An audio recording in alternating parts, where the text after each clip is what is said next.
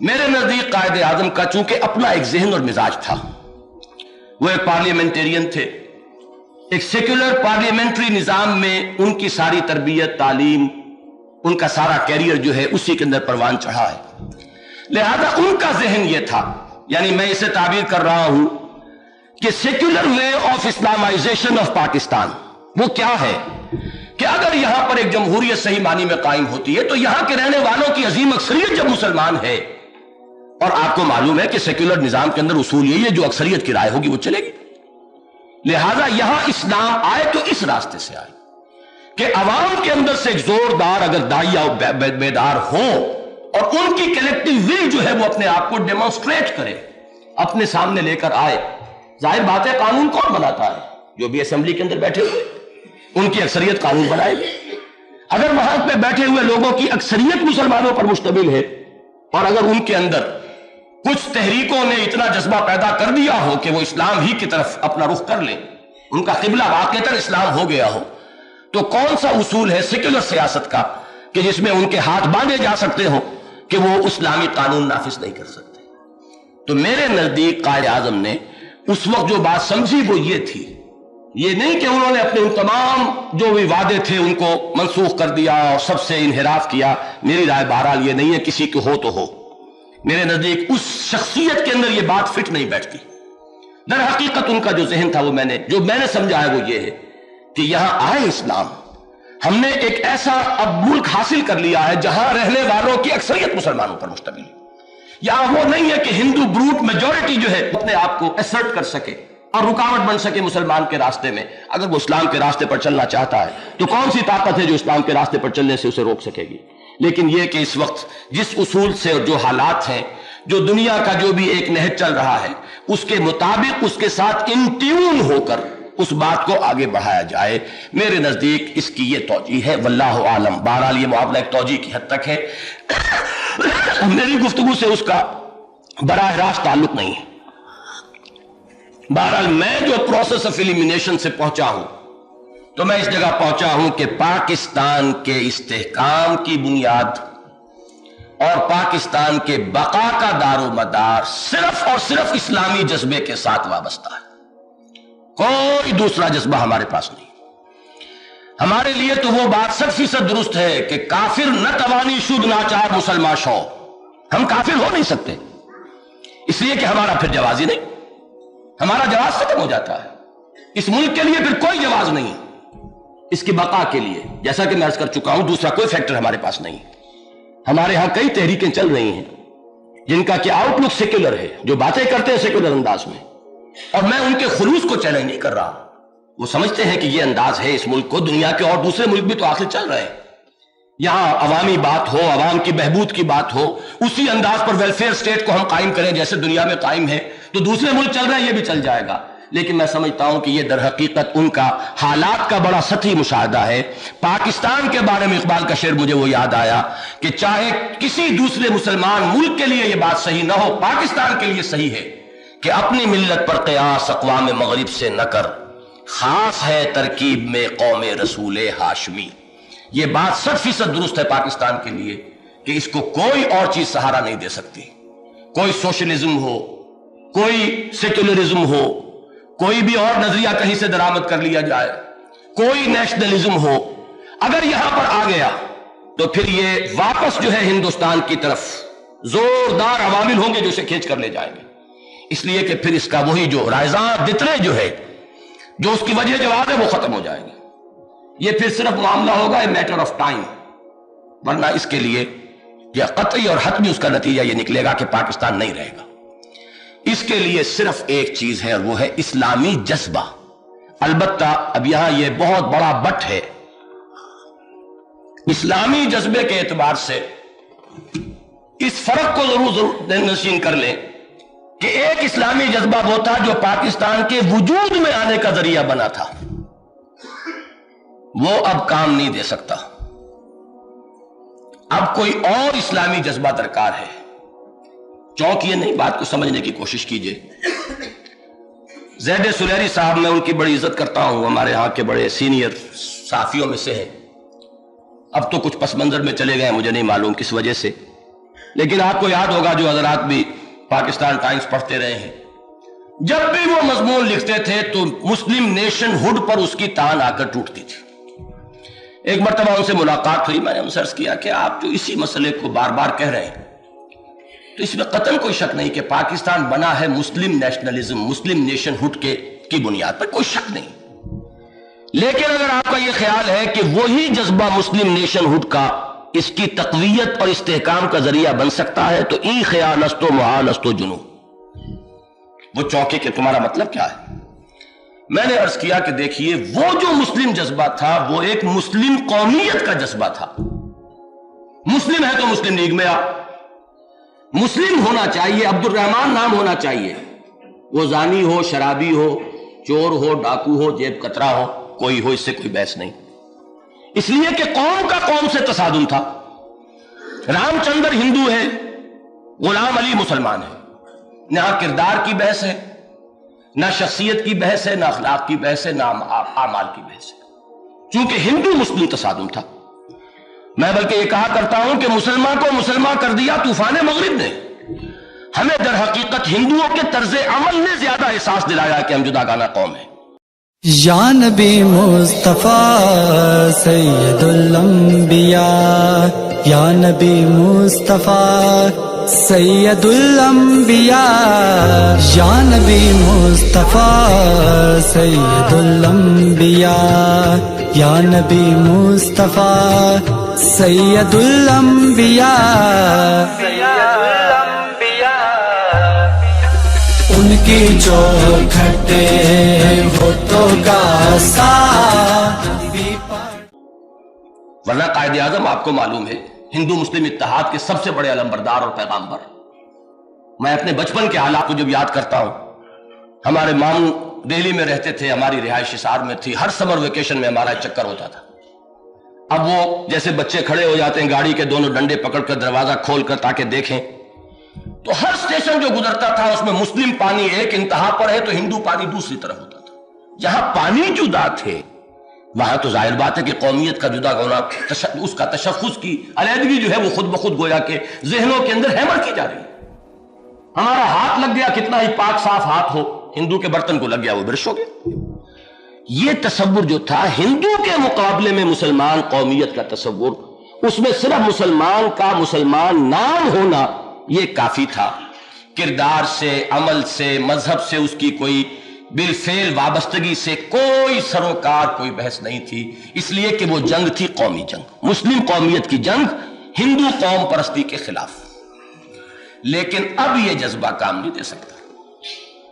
ظاہر بات ہے کہ اب اس خطے میں جو پاکستان اب ہمارا جس کے بارے میں ہم بات کر رہے ہیں، یہاں تو ہندو بہت ہی کم ہے، شاذ ہے۔ سب سے بڑا صوبہ یہ پنجاب ہے، یہاں تو نہ ہونے کے برابر ہے، میرا خیال ہے کہیں شاید کوئی 200-400 بیٹھے ہوئے ہو، کہیں کسی مندر کو لیے ہوئے، کسی گردوارے کو لیے ہوئے، کوئی ہندو ہے ہی نہیں۔ کیسے معلوم ہو ایک مسلمان نوجوان کو کہ ہندو ذہنیت ہے کیا؟ اب تو محبت کے زمزمے بہ رہے، جو آتا ہے دانشور وہ محبت کے پیغام لیے ہوئے آتا ہے، اور ہمارے دانشور وہاں جا کر محبت کے پیغامات سناتے ہیں۔ کیا پتا کیا کیا تھا سکھوں نے اور ہندوؤں نے مسلمانوں کے ساتھ سن 47 میں، کیا بیتی تھی بہار کے مسلمانوں پر، یہ کسے معلوم؟ وہ نسل اکثر و بیشتر تو گزر گئی۔ پھر یہ کہ ہندو کی وہ ذہنیت ہمارے سامنے ہے نہیں۔ اب یہاں جو ہے وہ محبت کے زمزمے، وہ ٹیلی ویژن پر آ رہے ہوں، وہ ریڈیو کی لہروں پر آ رہے ہوں، وہ اندر ہی اندر وہ آپ کے مسلم نیشن ہوڈ کے کانسیپٹ کو ایروڈ کر رہے ہیں۔ وہ مسلم نیشن ہوڈ کا تصور جو ہے وہ اب آپ کا حصار اور آپ کا سہارا نہیں بن سکتا۔ اب اسلامی جذبہ ہوگا تو وہ جو واقعی ہو، حقیقی ہو، عملی ہو، نمبر 1، اور نمبر 2 یہ بات جان لیجئے کہ وہ نئے نئے دانشوروں کا اسلام نہیں چلے گا، اس لیے کہ اصل مسئلہ کیا ہے، ہمیں اس ملک کے رہنے والوں کو موٹیویٹ کرنا ہے، وہ جذبہ کہ جو ان کے اندر سے ان کی بیدار اور خفتہ قوتوں کو اور صلاحیتوں کو بیدار کر کے لے آئے۔ وہ تو ظاہر بات ہے کہ جو ان کا تصور دین ہے اس کے ساتھ جو مطابقت رکھے گا تب وہ دینی جذبہ ابھرے گا۔ ہمارے بڑے دانشور ہیں آج کل، اور اخبارات جو ہے وہ لال پیلے سرخ نیلے جو چھپ رہے ہیں، اور ایک سے ایک مضمون جو ہے آ رہا ہے، لیکن کسی سے پوچھیں، عام مسلمان سے کسی سے پوچھیں اسلام میں پردہ ہے یا نہیں، جواب آپ کو مل جائے گا، چاہے وہ پردہ نہ کرتا ہو، اس کے اپنے گھر میں پردہ نہ ہو، لیکن جواب مل جائے گا۔ اور یہ جان لیجئے کہ اس بر صغیر پاک و ہند میں علماء کا ہولڈ ہے، چاہے وہ سیاسی پلیٹ فارم پر اپنے آپ کو ایسرٹ نہ کر سکیں، لیکن یہ کہ عوامی سطح پر ان کا ہولڈ ہے۔ 5 وقت کا ان کا رابطہ ہے مسلمان نمازیوں کے ساتھ، ہر ہفتے ان کا ایک اجتماع عام، جلسہ عام منعقد ہوتا ہے جس کے اوپر کوئی قبضہ نہیں لگا سکتا، نہ ایوب خان لگا سکے نہ یہ لگا سکیں گے۔ فیلرز چھوڑ دیے جاتے ہیں، لیکن کسی کو یہ ہمت نہ آج تک ہوئی ہے نہ کبھی ہوگی کہ ان چیزوں کے اوپر بھی کوئی کنٹرول کر لیا جائے۔ لہٰذا جو علماء نے جو تصور دیا ہے، جو ویلیوز ہمارے سب کانشس کے اندر عوام کے ذہنوں میں بیٹھی ہوئی ہیں، جس کو وہ پہچانتے ہیں کہ یہ اسلام ہے، وہ اسلام اب بالفعل ہوگا، حقیقتاً ہوگا، واقعتاً ہوگا، تو جذبہ ابھرے گا، پھر اس قوم کے اندر سے وہ توانائیاں نکلیں گی کہ جس کا آج آپ تصور نہیں کر سکتے۔ یہ مردہ قوم جو ہے اس کے اندر سے جو جذبات جو ہیں لاوے کی طرح نکلیں گے، اس کا آج آپ تصور نہیں کر سکتے۔ لیکن 2 شرطیں ہیں، صرف اس مسلم قوم پرستی کا جذبہ کام نہیں دے سکتا۔ وہ بات اپنے وقت پر تھی اور اس نے اس وقت ہمیں سہارا دیا، لیکن اب جو چاہیے وہ واقعی حقیقی عملی اسلام، اور نمبر 2 یہ کہ وہ اسلام کی بھی کوئی نئی دانشورانہ تشریح نہیں، بلکہ وہ تعبیر جو عوام کے سب کانشس مائنڈ کے اندر جو تصورات موجود ہیں، اور یہ کہ علماء کی جس کو سند حاصل ہوگی، وہ تصور ہے کہ جس کے مطابق اگر اسلام یہاں آتا ہے تو پھر ایک نیا جذبہ اور نئی امنگ اور نیا ولولہ اور نئی طاقت اور نئی ہمت اور نئی جرت جو ہے وہ مسلمانان پاکستان میں پیدا ہو جائے گی۔ مجھے یہ احساس ہے کہ اب تک کی میری گفتگو سے خاصا ایک مایوس کن سا نقشہ آپ حضرات کے سامنے آیا ہوگا۔ میں اس میں کچھ کمی کرنا چاہتا ہوں، اور وہ بھی کسی آرٹیفیشل انداز میں نہیں، یہ بھی میرے فکر کا ایک جزو لا ینفک ہے، تصویر کا ایک دوسرا رخ ہے جس کی کچھ جھلکیاں میں آپ کو دکھانا چاہتا ہوں۔ اس پر میں نے لکھا ہے، صرف گندیم نام میری کتاب ہے، اس کے شروع میں 40 صفحے کا ایک مقالہ ہے، وہ اسی موضوع پر ہے۔ اس تصویر کا جو روشن رخ ہے اس کو یوں سمجھیے، میں بہت اختصار سے عرض کروں گا کہ اگر امت مسلمہ کی پوری تاریخ 1400 سالہ آپ اپنی نگاہ میں لائیں بیک وقت، تو اس میں آپ کو 2 دور عروج کے 2 زوال نظر آئیں گے، بالکل جس طرح بنی اسرائیل کی تاریخ میں مرتین جو آیا ہے، 2 مرتبہ عروج 2 مرتبہ زوال ہے۔ ایک مرتبہ حضرت داؤد، حضرت سلیمان، حضرت طالوت، ان کا عہد، لیکن پھر نبوکڈنضر اور اسیرینز کے حملے اور تباہی اور بربادی، پھر دوبارہ ان کے اندر ایک رینیسنس ہوا، اور اس کے بعد پھر ان کے اندر ایک ڈاؤن فال ہوا۔ اسی طریقے سے امت محمد علیہ صاحب والسلام 2 مرتبہ عروج 2 مرتبہ زوال سے 2 ہو چکی۔ پہلا عروج عربوں کی زیر قیادت، 400 برس تک ڈنکا بج رہا تھا پوری دنیا میں مسلمانوں کا، ان کی تہذیب، ان کے علوم، ان کے فنون، ان کا کلچر، یہ مسلمانوں کا پہلا دور عروج ہے۔ پہلا دور زوال آیا، عیسائیوں کے حملے، یروشلم کا ہاتھ سے نکلنا، 88 برس تک عیسائیوں کے قبضے میں رہنا، اور اس کے بعد جو تباہی آئی تھی ہلاکو کے ہاتھوں، چنگیز کے ہاتھوں، وہ تاتاریوں کے ہاتھوں، وہ اس کا کلائمیکس ہے۔ میں چونکہ صرف اشارات کر رہا ہوں اس وقت۔ دوسرا عروج پھر ہوا، وہ جو اقبال نے کہا ہے کہ ہے آیا فتنہ تاتار کے افسانے سے، پاسباں مل گئے کعبے کو صنم خانے سے۔ اب وہ دوسری ریکنسٹرکشن ہوئی ہے، دوسری مرتبہ عروج، لیکن یہ عربوں کی زیر قیادت نہیں تھا، عرب تو اس وقت سے ریجیکٹ کیے جا چکے۔ اس کے بعد اللہ نے اپنی اس دین کا جھنڈا تھموایا کن کے ہاتھوں؟ ترکوں کے ہاتھ۔ ان کے 4 گروہ تھے، ترکان سلجوقی، ترکان تیموری ہندوستان میں آئے، ترکان سلجوقی مڈل ایسٹ میں آئے، ترکان صفوی ایران میں ان کی مملکت قائم ہوئی، اور ترکان عثمانی کی گریٹ آٹومان امپائر۔ 300-400 برس کی بڑی عظمت ہے، بڑی سطوت ہے، ہم تو جانتے نہیں۔ اقبال نے اس لیے جھنجھوڑا ہے کہ کبھی اے نوجوان مسلم تدبر بھی کیا تو نے، وہ کیا گردوں تھا تو جس کا ایک ٹوٹا ہوا تارا۔ اپنے پہلے دور عروج میں عرب افواج داخل ہوئی تھی، اور سارا آئیبیرین پیننسولا جو ہے ان کے قدموں تلے تھا، اور ہارٹ آف فرانس تک پہنچ گئے تھے عرب۔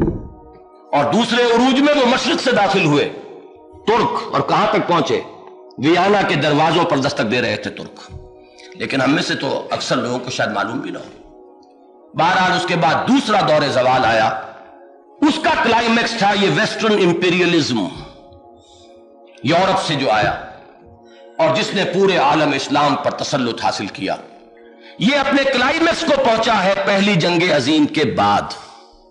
خلافت کا چراغ گل، سلطنت عثمانیہ ختم، صرف ایک ترکی کے نام سے ملک رہ گیا، تمام عالم اسلام حصوں بخروں میں تقسیم، یہ اس کا ہے، وہ اس کا ہے، یہ اس کا ہے، یہ اٹلی کا ہے، یہ انگریزوں کا ہے، یہ فرانسیسیوں کا ہے، یہ ولندیزیوں کا ہے۔ وہ نقشہ ہو گیا جس کی خبر حضور نے دی تھی ایک حدیث میں۔ حضور نے فرمایا تھا یوشک ان یاتی زمان، ایک ایسا زمانہ آئے گا کہ تمہارا حال ہے مسلمانوں سیلاب کے اوپر جو جھاگ ہوتا ہے اس کے مانند ہو جائے گا۔ صحابہ حیران ہوئے، غصاؤں کا غصائی سیل کیسے ہو جائے گا؟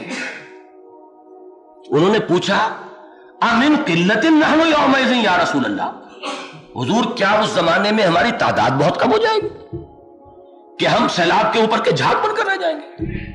حضور نے فرمایا نہیں، بل انتم یومئذ کثیر، تم بہت ہوگے لیکن تمہاری حقیقت کچھ نہیں ہوگی، جھاگ ہوگے۔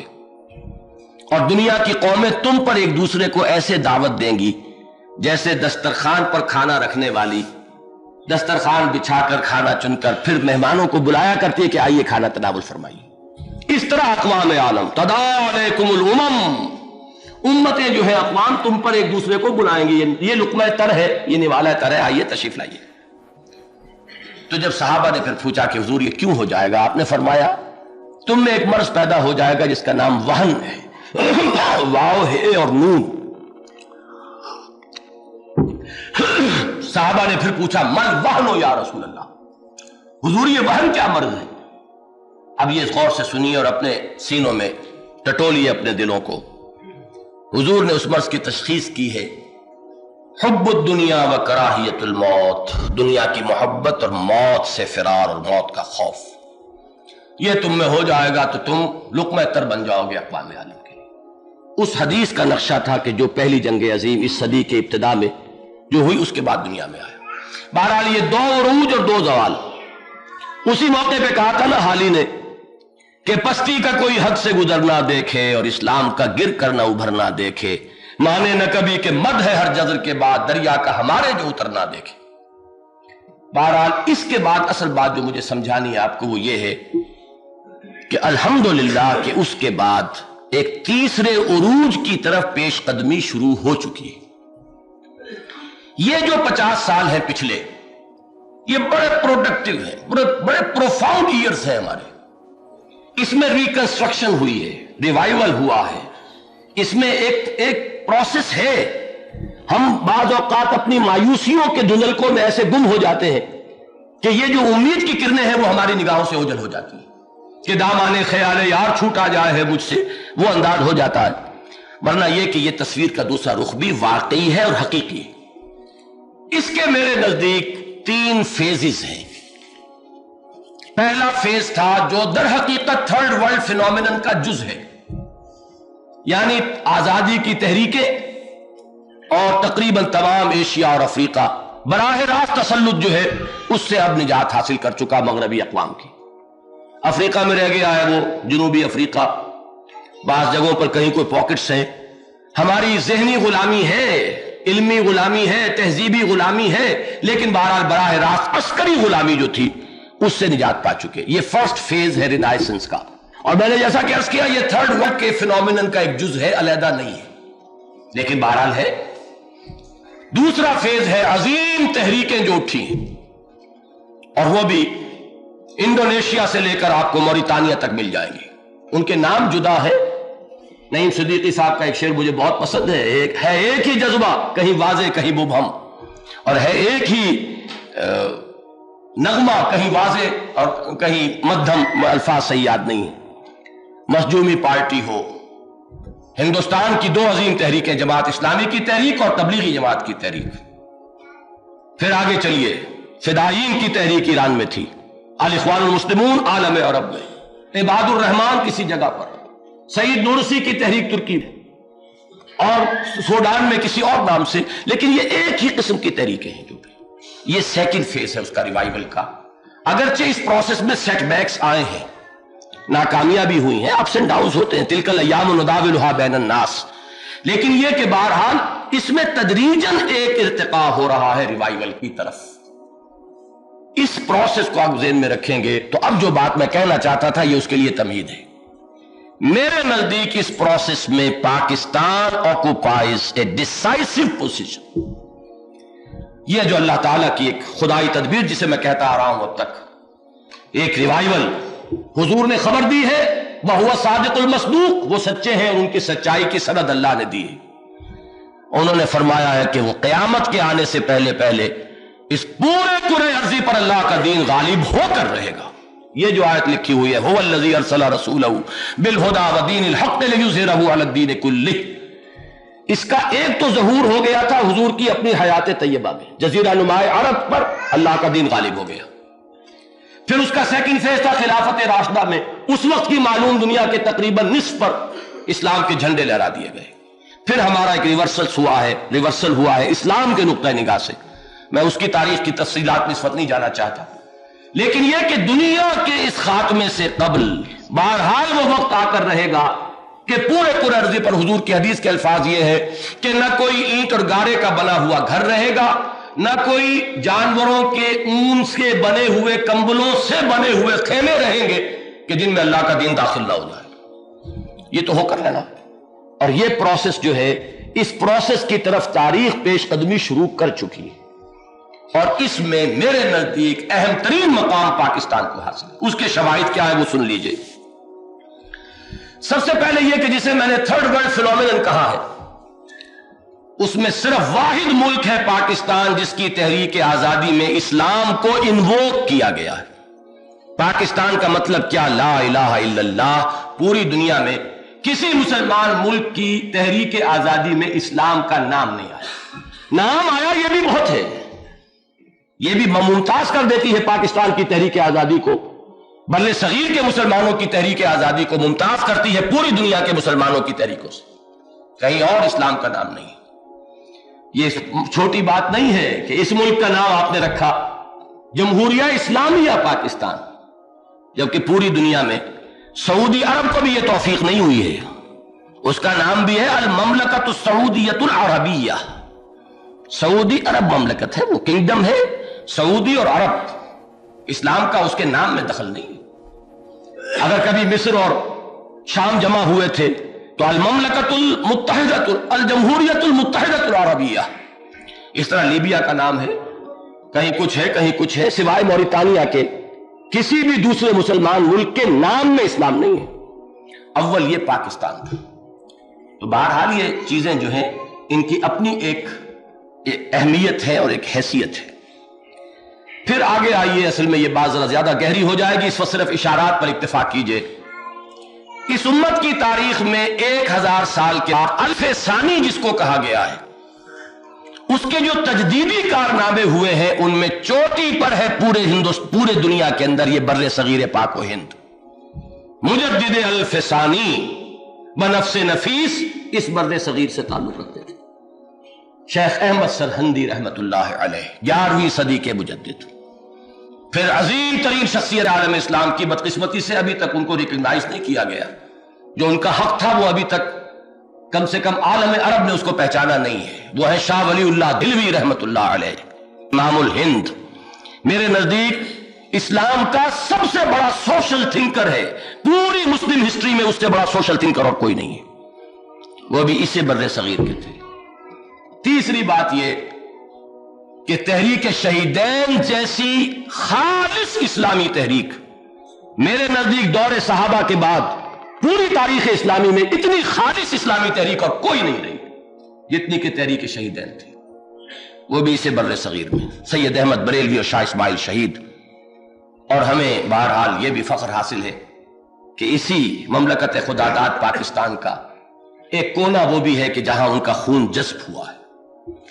कितना वो पाकीज़ा खून था, अब इस वक्त मैं उसका जिक्र नहीं कर सकता। मैंने अपने एहसासात आपसे अर्ज कर दिए हैं कि मेरे नजदीक दौरे सहाबा के बाद इतनी खालिस इस्लामी तहरीक पूरी तारीख में मुसलमानों के मौजूद नहीं। वो भी इसी खित्ते के हिस्से में आई। इससे आगे चलिए, اس صدی میں اقبال جیسا تھنکر، اقبال جیسا مفکر، قرآنی حقائق کو جدید مسائل پر منطبق کرنے کی صلاحیت رکھنے والا کوئی مفکر پوری دنیا نے پیدا نہیں کیا، کوئی اس کے مقابل میں نہیں، اس کی کوئی نظیر موجود نہیں، وہ بھی اسی شہر لاہور میں دفن ہے۔ ان چیزوں کے کچھ اثرات ہیں کہ جن کو سمجھنا چاہیے۔ پھر جیسا کہ میں نے عرض کیا، دو عظیم تحریکوں کا مولد جو ہے وہ یہ بر صغیر پاک و ہند، جس کی اب امانت ہمارے پاس ہے۔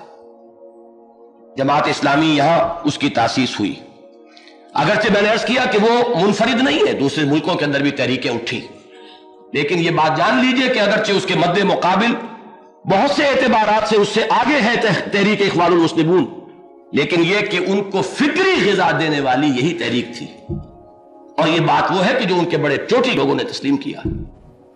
اچھی طریقے سے یہ جو تحریک تبلیغی جماعت کی ہے، وہ اگرچہ خاص مخصوص اور محدود انداز میں خالص غیر سیاسی سطح پر کام کر رہی ہے، لیکن آپ تصور نہیں کر سکتے کہ آج دنیا میں اس کی حرکت کا والیوم کتنا ہے۔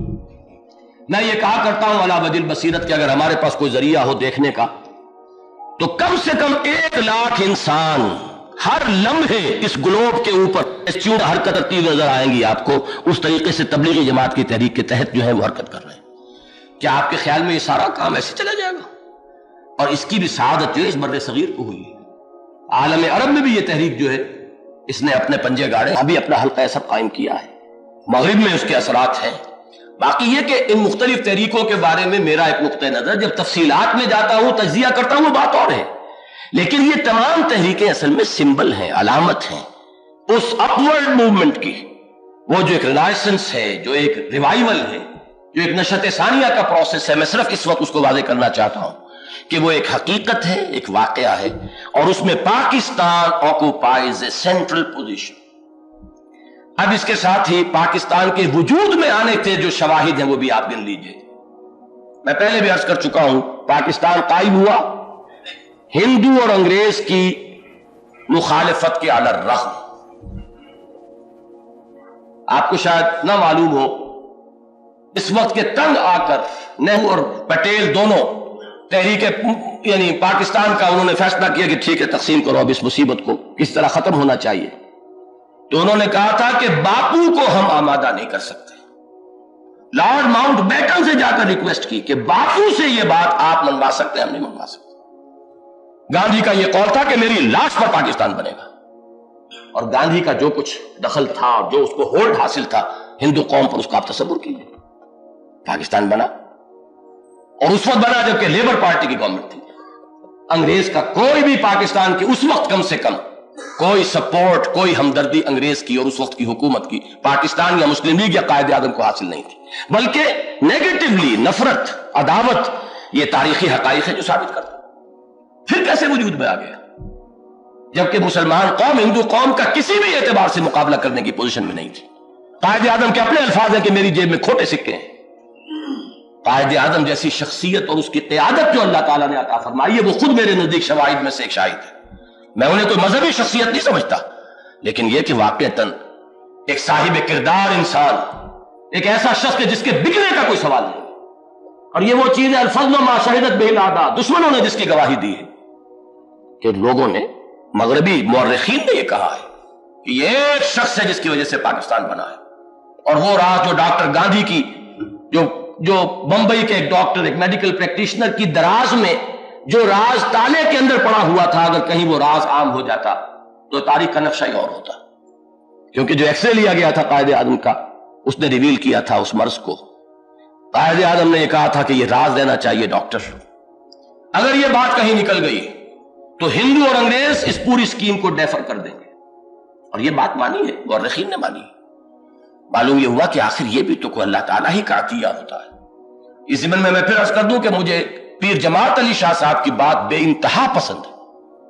ان سے ایک مرتبہ کسی نے کہا تھا کہ یہ آپ اتنی بڑی روحانی شخصیت ہو کر اور ایک ایسے شخص کی قیادت آپ نے قبول کر لی ہے جس کا دین و مذہب سے کوئی عملی تعلق تو نہیں؟ تو انہوں نے بڑا پیارا جواب دیا تھا کہ بھائی میں نے اسے اپنا دینی رہنما تو نہیں مانا، میرا مقدمہ ہے، ایک قومی مقدمہ ہے، ہندو قوم کے ساتھ میرا ایک مقدمہ ہے۔ اس مقدمے کے لیے مجھے ماہر وکیل چاہیے، دیانتدار وکیل چاہیے، نہ بکنے والا وکیل چاہیے. اور مجھے یہ سمجھ نظر آتا ہے کہ یہ صلاحیتیں سوائے اس شخص کے اور کسی میں نہیں. یہ میں سمجھتا ہوں کہ موسٹ ریئلسٹک اپریزل ہے، بہت صحیح. بہرحال یہ بھی اللہ تعالیٰ ہی کی طرف سے ایک عطا تھی. پھر سب سے بڑی گواہی یہ ہے کہ ایک وقت ایسا آیا ہے کہ قائد اعظم کو مجبور ہو کر کیبنٹ مشن پلان کو تسلیم کرنا پڑا. کیوں مجبور کیوں ہوئے؟ کہ انہیں نظر آ رہا تھا کہ میری جیب میں کھوٹے سکے ہیں. وہ وقت ایسا تھا کہ یا تو اب میدان میں آئیے، یا پھر یہ ہے کہ اگر زیادہ کوئی ڈھٹائی کا ثبوت دیا تو ہو سکتا ہے یک طرفہ معاملہ انگریز کانگریس کے ساتھ کر لے. میں سمجھتا ہوں ان کی بڑی فراست کا یہ مظہر ہے کہ انہوں نے اس وقت تھوڑی سی پسپائی کو قبول کیا. اب آپ غور کیجئے، اگر کیبنٹ مشن پلان کا نقشہ جو ہے ایک دفعہ وجود میں آ جاتا تو بات وہی ہوتی جو نہرو نے کہی تھی کہ 10 سال کے بعد کون کسی کو علیحدہ ہونے دیتا ہے. لیکن یہ کہ نہرو چپ نہیں رہ سکا، اور وہ تھا اس وقت پریزیڈنٹ کانگریس کا. انڈیا ونس فریڈم میں ابوالکلام آزاد مرحوم نے اپنی صرف ایک غلطی مانی ہے پورے پولیٹیکل کیریئر کی، کہ میں نے اس وقت کانگریس کی صدارت کو جو قبول نہیں کیا، یہ میری بڑی غلطی تھی. اس کی وجہ سے نہرو کو بنانا پڑا، اور نہرو کا بیان اگر وہ کانگریس کا پریزیڈنٹ اس وقت نہ ہوتا تو اس کی وہ اہمیت نہیں تھی. لیکن جب اس کے کانگریس کے پریزیڈنٹ کا بیان آ گیا تو قائد اعظم کو موقع ملا کہ انہوں نے اس سے پھر وڈرا کیا. اس طریقے سے پاکستان قائم ہوا. گویا کہ میں تو یہ سمجھتا ہوں کہ اللہ تعالیٰ نے ہمیں عطا فرمایا ہے. یہ شواہد ہیں کہ ہم تو ایک پورے ہندوستان کے اندر 3 زونز کے ساتھ ہم اس نقشے کو قبول کر چکے تھے، لیکن اللہ نے ہمیں ایک بالکل آزاد خود مختار پاکستان عطا فرمایا. اس سے آگے چلیے. صدر ایوب صاحب ایک دور میں ہمارے ہاں کو سے لمن الملک بجا رہے تھے، کوئی ان کے مقابلے میں آنے والا نہیں تھا. یاد ہے کہ جوائنٹ ڈیفنس کی اسکیم پیش کی تھی. جوائنٹ ڈیفنس کے معنی کیا تھے؟ پھر گویا کہ اسی کیبنٹ مشن پلان کی طرف آپ ریورٹ کر رہے تھے. ڈیفنس کا مطلب کیا ہے؟ یہ بجٹ میں سب سے بڑا حصہ ڈیفنس کا ہوتا ہے. جوائنٹ ڈیفنس کا مطلب ہے کامن بجٹنگ. پھر فورن پالیسی کا تعلق ہے ڈیفنس کے ساتھ، اس کا مطلب ہے کامن فورن پالیسی. یہ ایک چیز نہیں تھی، دل کے اوٹ میں پہاڑ تھا. آپ غور کیجئے کہ اس وقت جبکہ کوئی ہمارے یہاں پولیٹیکل ایکٹیویٹی نہیں تھی، اگر ایک دفعہ پنڈت نہرو نے بات مان لی ہوتی تو آزاد پاکستان اسی وقت ختم تھا. پھر وہ ایک طرح کی کانفیڈریشن ہوتی، یا یہ کہ وہی 3 زون جو ہے وہ پھر وجود میں آ گئے ہوتے. یہ اللہ تعالیٰ کے انگلیوں میں ہیں لوگوں کے دل. بین اصبع الرحمن، وہ چلر چاہتا ہے پھیر دیتا ہے. 2 مرتبہ تاریخ میں پنڈت نہرو کی مت ماری گئی جس کی وجہ سے پاکستان وجود میں آیا اور قائم ہوا. یہی وجہ ہے کہ اندرا گاندھی نے کہا تھا، آپ نے سنے ہوں گے الفاظ، کہ ہمارے بابا جان تو صوفی تھے، انہیں سیاست تو آتی نہیں تھی. یہ ٹریبیوٹ ہے جو بیٹی نے باپ کو دیا تھا، اور یہ واقعہ یہ کہ بے بنیاد نہیں. جس طرح ٹھوکر ماری ہے اس نے جوائنٹ ڈیفنس کی پیشکش کو جو صدر ایوب صاحب کی طرف سے ہوئی تھی، ان کے نقطۂ نگاہ سے وہ اس قدر بڑا بلنڈر تھا کہ جس کی شاید کوئی اور نظیر، جس کو کہ آپ ہمالیہ کے سائز کی غلطی جسے آپ کہیں کہ وہ تھی ان کے اعتبار سے. لیکن ہمارے لیے وہی چیز جو ہے ہمارے اس ایک علیحدہ اور آزاد اور خود مختار ملک کی حیثیت سے باقی رہنے کا ذریعہ بنی. سن 65 کی جنگ میں اللہ کی تائید کے جو مظاہر سامنے آئے ان کا صرف ذکر کر رہا ہوں، اس پہ تفصیل میں جانے کی ضرورت نہیں ہے کہ کس قدر یقینی سمجھا گیا تھا فال آف لاہور کہ بی بی سی نے وہ نشر کر دی تھی خبر، اور سنا یہ کہ ٹیلی ویژن پہ بھی کوئی منظر دکھا دیا گیا تھا، اس لیے کہ اتنا یقینی تھا ان کے نزدیک.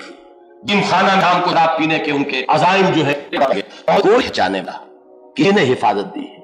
سن 71 میں آ کر اس میں کوئی شک نہیں ہے کہ ہمیں ہمارے جرائم کی سزا کی پہلی قسط مل گئی. لیکن آپ سے عرض کروں اس خطے پر اللہ کا جو یہ اب تک بچا ہوا ہے، اس کی اگر قدر ہم نہ کریں گے یہ بھی جائے گا. یہ میں آپ کو یقین کے ساتھ کہہ رہا ہوں کہ جیسے میں نے وہ آیات آپ کو سنائی تھی سورہ انبیاء کی، ان ادری اقریب ام بعید ما توعدون، مجھے یہ تو معلوم نہیں ہے کہ جس عذاب کی دھمکی تمہیں دی جا رہی ہے وہ قریب ہے یا ابھی کچھ دور ہے. ہو سکتا ہے کہ ابھی اللہ تعالیٰ مزید مہلت دے، اور ہو سکتا ہے کہ آخری عذاب کا اللہ کا کوڑا برسنے والا، اس وقت وہ کوڑا برسا تھا اور وہ کوڑا پھر برس سکتا ہے. لیکن یہ کہ اس وقت بھی ہمیں جو سزا دی اللہ نے اس کے بعد بھی اس خطے کو بچایا ہے. آج آپ نے وہ خبر پڑھ لی ہوگی، آج نہیں آج سے چند دن پہلے، نکسن نے یہ اعلان کیا ہے کہ ہم اس وقت ایٹم بم بھی استعمال کرنے کا میں سوچ رہا تھا، اور نکسن کی ہاٹ لائن پر کوسیجن کو وہ بالکل واضح وہ وارننگ تھی کہ بس اب اس سے آگے قدم آگے نہ بڑھے، اور کوسیجن کی وہ جو ہاٹ لائن پر اندرا گاندھی سے گفتگو ہوئی ہے اس کے نتیجے میں یہ یونی لیٹرل سیز فائر ہوا تھا، ورنہ کون شخص آج یہاں بیٹھ کر یہ کہہ سکتا ہے کہ پاکستان 6 یا 7 دن سے زیادہ ہندوستان کا مقابلہ کر سکتا تھا؟ مورال ہمارا زمین پر آ چکا تھا، ان کا آسمان پر پہنچ چکا تھا۔ مشرقی پاکستان کا جو المیہ تھا، ہماری ایئر فورس جو ہے ناکڈ آؤٹ تھی، ہل نہیں سکتے تھے، ہماری نیوی کو وہ آ کر کیماری میں ہماری بندرگاہ میں آ کر مار کر گئے تھے، ہمارے دونوں جو سیکٹرز ٹوٹ چکے تھے، یہ سیالکوٹ والا بھی اور راجستھان کا بھی، صرف ایک سیکٹر انٹیکٹ تھا اور وہ تھا یہ سلیمان کی کا سیکٹر۔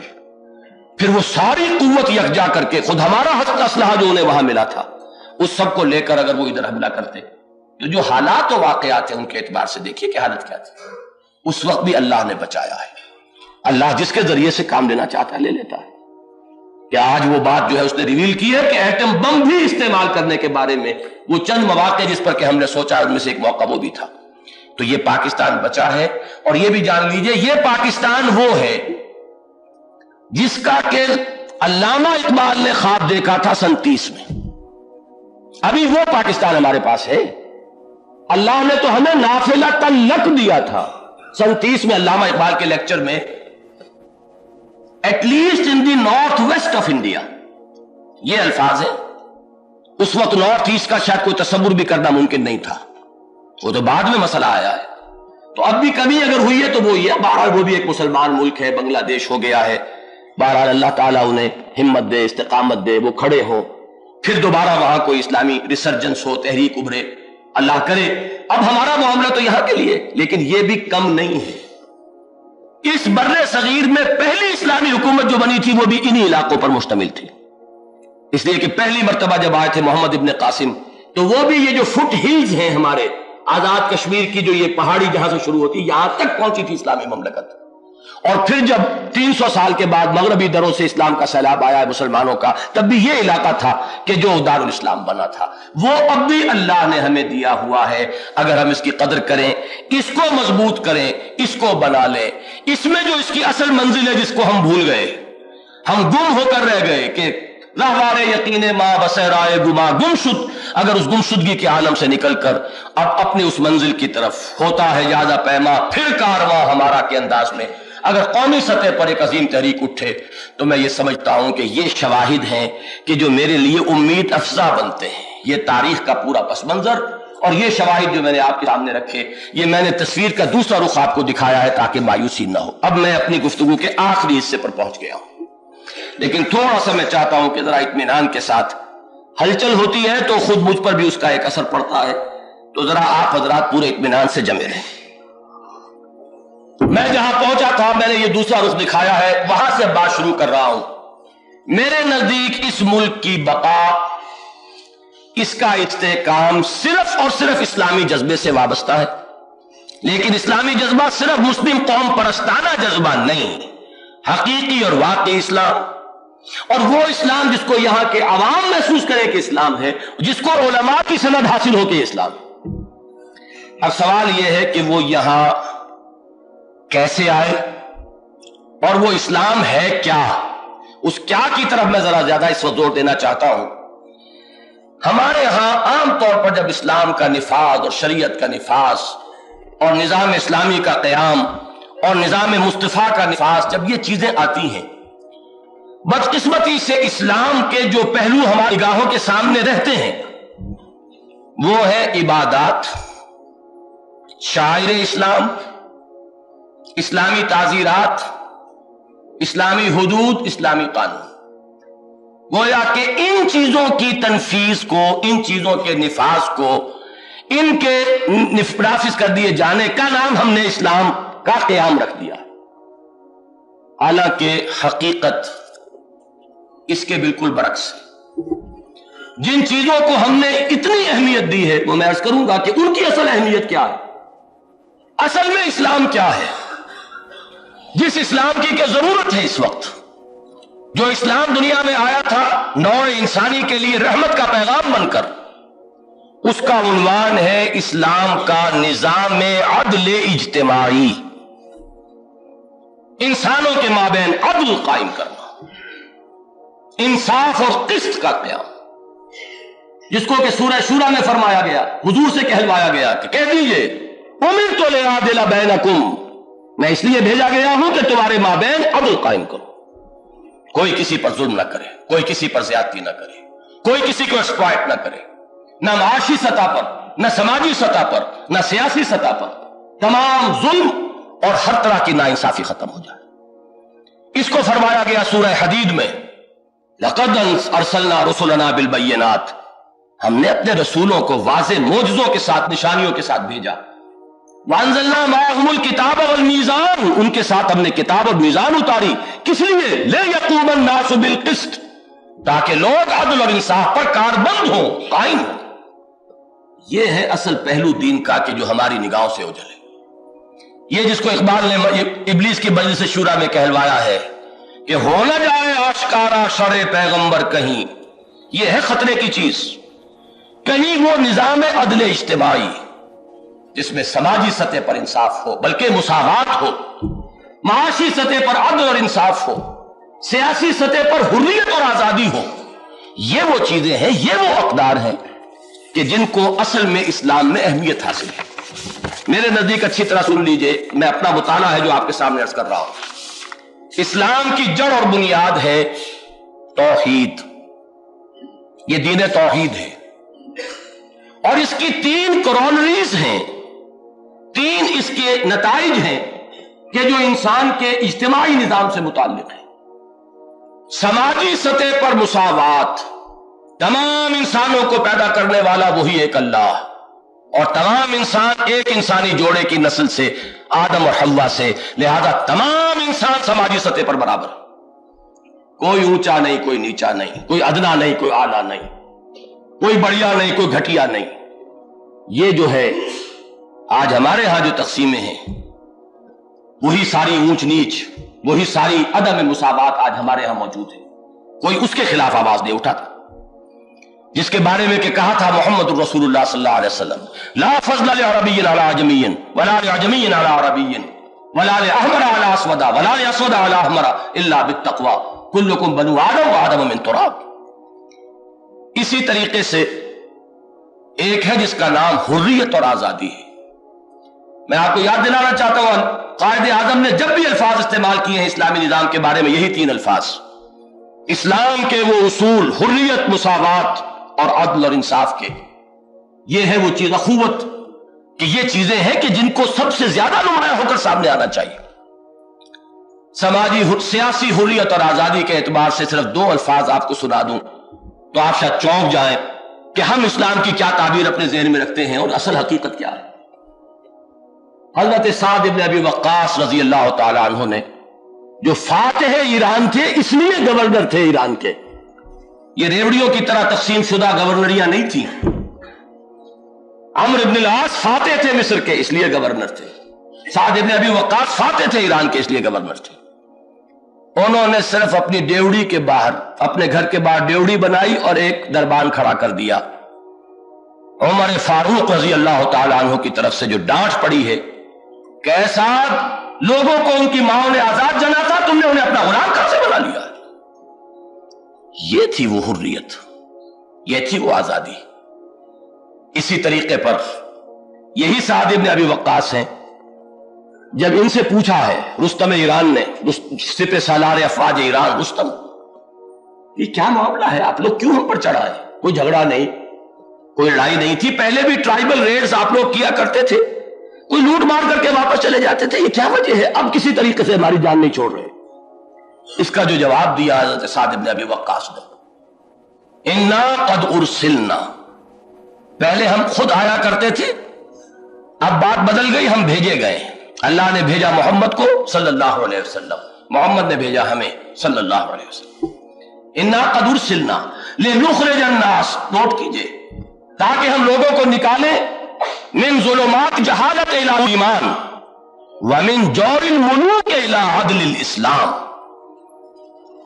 جہالت کی تاریکیوں سے نکالیں اور ایمان کی روشنی میں لائیں، اور بادشاہوں کے ظلم و ستم کے پنجے سے انہیں نجات دیں اور عدل اسلام سے روشناس کریں۔ یہ ہے ویلیوز اسلام کی۔ معاشی سطح پر انصاف، سرمایہ داری اور زمینداری اور جاگیرداری، ہم نام لیتے علامہ اقبال کا، مصور پاکستان مانتے ہیں انہیں، لیکن ان کے آپ نے کبھی اشعار، جانتا ہوں میں یہ امت حامل قرآن نہیں ہے وہی سرمایہ داری بندہ مومن کا دین، جانتا ہوں میں کہ مشرق کی اندھیری رات میں بے ید بیضا ہے پیران حرم کی آستی۔ ابلیس کو تو کھٹکا لگا ہوا ہے کہ وہ نظام جو ہے عدل اجتماعی کا جو محمد الرسول اللہ نے نوع انسانی کو دیا، کہیں دوبارہ آشکارا نہ ہو جائے، کہیں لوگوں کے سامنے اس کی کوئی مثال نہ آ جائے، کہیں اس کا کوئی نمونہ نہ آ جائے۔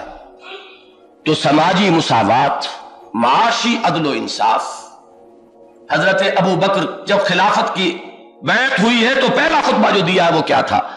جو ان کے اصولوں کو انشیٹ کر رہا ہے، تم میں سے ہر قوی میرے نزدیک ضعیف ہوگا جب تک کہ اس سے حق وصول نہ کر لوں، اور ہر ضعیف قوی ہوگا جب تک کہ اسے اس کا حق دلوا نہ دوں۔ یہ انصاف، عدل، یہ ہے جس کے لیے کہ اسلام دنیا میں آیا تھا۔ اصل میں نماز، روزہ، یہ اس نظام کو لانے والے لوگوں کی تربیت کا ذریعہ ہے۔ کیسے آئے گا وہ نظام؟ کیسے آئے گا وہ انقلاب؟ ان کے لیے، ان کے اندر للہیت پیدا کرنے کے لیے، ان کے اندر تعلق مع اللہ پیدا کرنے کے لیے، ان کے لیے اپنے نفس کے اوپر قابو یافتہ ہونے کی کیفیت پیدا کرنے کے لیے اللہ تعالیٰ نے یہ عبادات دی ہیں۔ لیکن جب نہ وہ نظام پیش نظر ہے، نہ اس کو دنیا میں قائم کرنا مقصود ہو، تو پھر یہ صرف ریچولز بن کر رہتے mere and more or less dead rituals۔ ہمارے ذہنوں میں یہ بیٹھا ہوا ہے کہ یہ شاعر اور یہ عبادات ذرا کی کچھ لیپ پوت کر دی جائے، اور کچھ جشن جو ہے عید میلاد النبی کے منا لیے جائے، کچھ اور اس طرح کی تقریبات ہو جائے، اس کے اوپر ذرا شو ہو جائے، تو گویا کہ اسلام آ گیا ہے، اسلام آ رہا ہے۔ یہ اصل میں کانسیپٹ کا فرق ہے۔ اصل میں اسلام، جس اسلام کی اس وقت ضرورت، اسی لیے میں نے عرض کیا تھا شاہ ولی اللہ کو میں اسلام کا سب سے بڑا سوشل تھنکر سمجھتا ہوں۔ انہوں نے اتفاقات کا جو فلسفہ دیا ہے، انہوں نے جو یہ بات بتائی ہے کہ نظام معیشت کے اندر جب خرابی آتی ہے، تقسیم دولت کا نظام جب غلط ہوتا ہے، تو یہ دو دھاری تلوار بن جاتی ہے معاشرے کے لیے۔ ایک طرف ارتکاز دولت، جس کے نتیجے میں عیاشی، بدماشی، گلچھرے، دوسری طرف اکثریت جو ہے انسانوں کی وہ بھیڑ بکری اور ڈھور ڈنگر بن کر رہ جاتے ہیں، ان کے اندر سے شرف انسانیت ختم ہو جاتا ہے۔ دو وقت کی روٹی حاصل کرنے کے لیے صبح سے شام تک کی کمر توڑ دینے والی مشقت کرنے والے کی حیثیت لدو اونٹ اور کولو کے بیل سے زیادہ نہیں رہتی۔ وہ انسان نہیں رہتے، حقیقتاً حیوانوں کی سطح پر آ جاتے ہیں۔ یہ دو دھاری تلوار ہے، جہاں تقسیم دولت کا نظام غلط ہو جائے گا اس کے یہ نتائج نکلیں گے۔ ایک طرف یہ ہے کہ حضور نے فرمایا کاد الفقر ان یکون کفرا، کہ وہ فقر کی وجہ سے کفر کے قریب پہنچ گئے۔ ایک طرف یہ ہے کہ دولت کی فراوانی کی وجہ سے عیاشیاں اور بدماشیاں جو ہیں اس کی طرف رہنمائی ہو رہی ہے۔ جب تک نظام اس جڑ کے ساتھ نہیں بدلے گا، جب تک کہ اس پورے نظام کو نہیں آپ تبدیل کریں گے، یہ ایک کاسمیٹک ٹریٹمنٹ ہے۔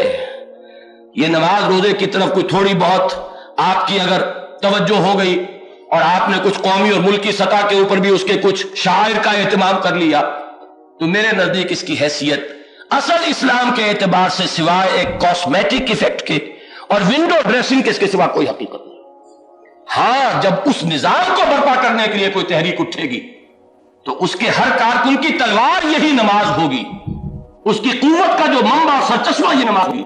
اسی کو تو اقبال نے کہا نا کہ پرواز ہے دونوں کی اسی ایک فضا میں، کرگس کا جہاں اور ہے شاہی کا جہاں اور، الفاظ و معانی میں تفاوت نہیں لیکن ملا کی اذا اور مجاہد کی اذا اور۔ اس لیے کہ جب ایک جماعت کھڑی ہوتی ہے اس انقلاب کے لیے، اب اسے جو توانائی درکار ہے وہ نماز سے ملے گی، وہ روزے سے ملے گی، وہ انفاق فی سبیل اللہ سے ملے گی، وہ تلاوت قرآن سے ملے گی، وہ اذکار سے ملے گی، وہ دوام ذکر سے ملے گی۔ لیکن اگر یہ مقصد ہی سامنے نہ ہو تو پھر جیسا کہ میں نے عرض کیا، یہ صرف ریچولز بن کر رہ جاتے ہیں، ان کی کوئی حقیقت نہیں رہتی۔ لہذا یہ بات جان لیجئے کہ اسلامی نظام کے قیام سے جو چیز مراد ہے وہ اس پورے سماجی سیاسی معاشی ڈھانچے کو تبدیل کرنا ہے اسلام کے رخ پر، کہ جس پر کہ ہمارا معاشرہ اس وقت قائم ہے۔ اور اس میں خاص طور پر زمینداری اور جاگیرداری کے بارے میں عرض کر دینا چاہتا ہوں۔ علامہ اقبال کے 2 اشعار، کیونکہ فارسی کلام میں نے سارا بالاستیاب نہیں پڑھا ہے، بالکل اتفاق کی بات ہے کہ ایک دفعہ راولپنڈی کے ایک ہوٹل میں ٹھہرا ہوا تھا، وہاں وہ فارسی کلام کتاب کمرے میں رکھی ہوئی تھی، کھولی تو مجھے وہ اشعار ملے، پہلی دفعہ میں نے وہ سنے پڑھے ہیں، اور میں حیران ہو گیا کہ کہاں کہاں تک اس شخص کی فکر کی رسائی ہوئی ہے، اللہ نے کہاں کہاں پہنچایا ہے۔ اقبال نے غالب کے بارے میں کہا تھا کہ فکر انسان پر تیری ہستی سے یہ روشن ہوا ہے، پرے مرغ تخیل کی رسائی تا کو جا،